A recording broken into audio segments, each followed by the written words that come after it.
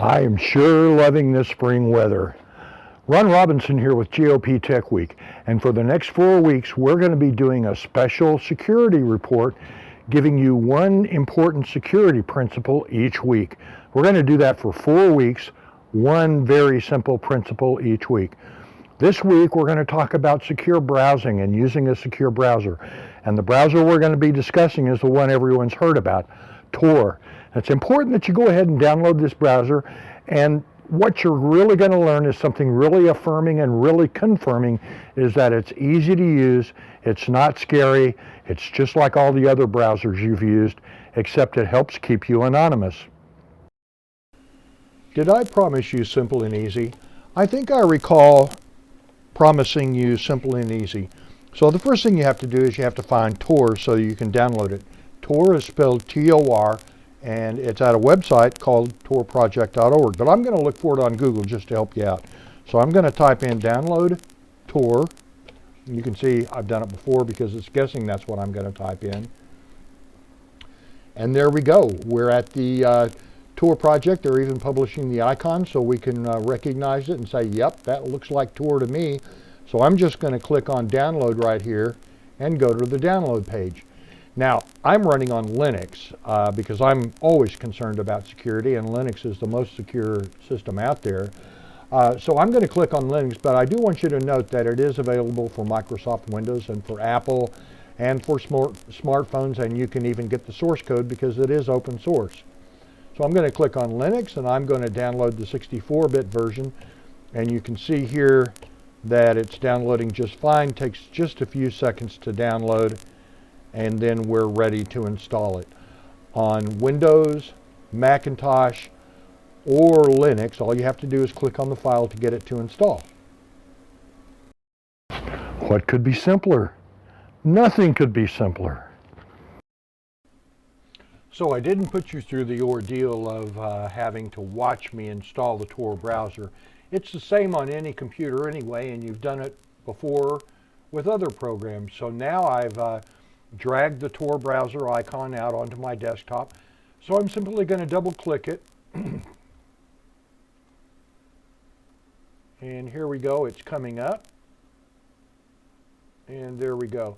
Now, one of the things that Tor does is Tor automatically gives itself a case of amnesia. So it's not going to remember the size that I had the browser last time I ran the browser on my screen. So I'm going to have to resize Tor to the size that I like every time I use it. That's no big deal.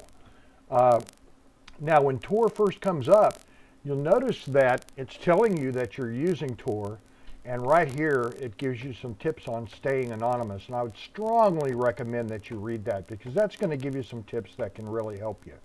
Now let's take a look at where Tor is actually taking us.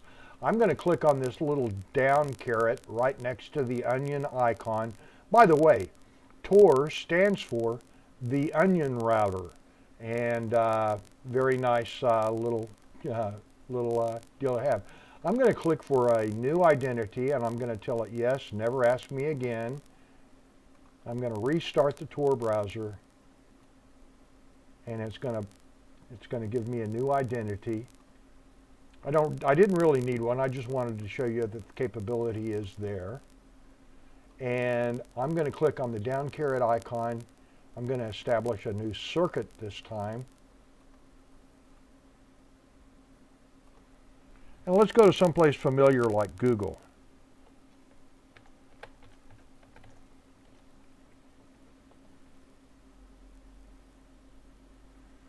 And you can see that Google thinks I don't recognize that language.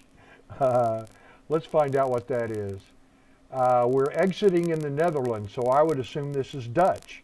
We're currently going through Ireland, through some unknown country, and we're emerging onto the internet in the Netherlands.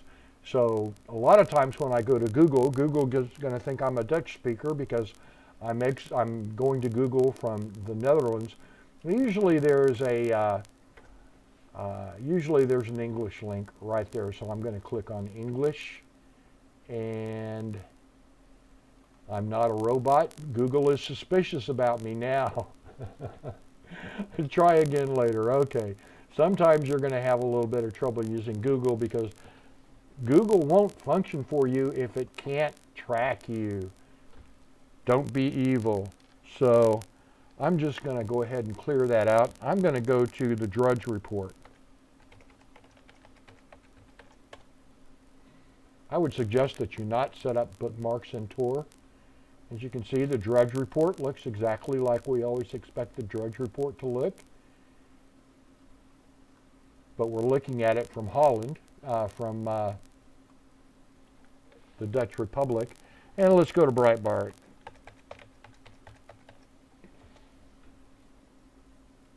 Now we can surf around the web just exactly the way we're used to doing it. But the key is that using Tor will help keep you anonymous. Actually, one other thing that Tor will do for you is it will automatically also clean out some advertisements. So sites that kind of overdo it on advertising, like Breitbart, will automatically look a little bit cleaner and run a little bit smoother. They'll load a little bit faster.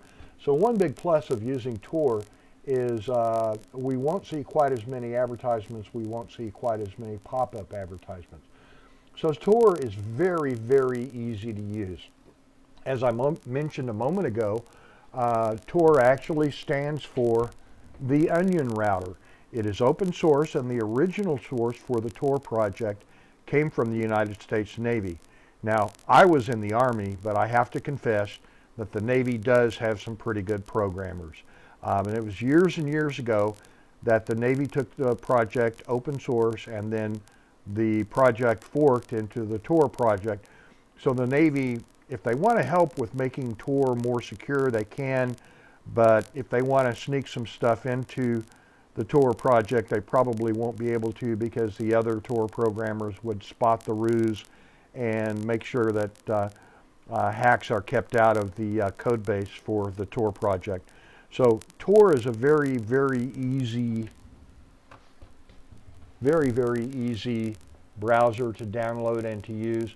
And if you want to surf the darknet, you can also surf the darknet too. That's not something I do very much of, but there is a search engine that can help you with darknet searches, and that's called DuckDuckGo.com.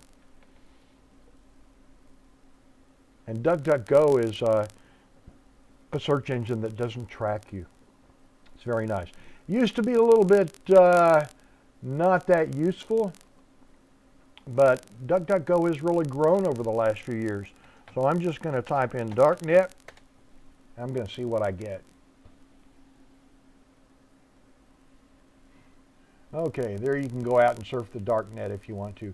I think most of these are things on the, most of this stuff is stuff that's on the open internet that you and I use every day, and there aren't actually any darknet links here.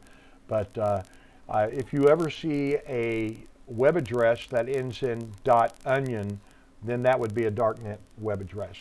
So you need to surf those destinations a little bit more carefully.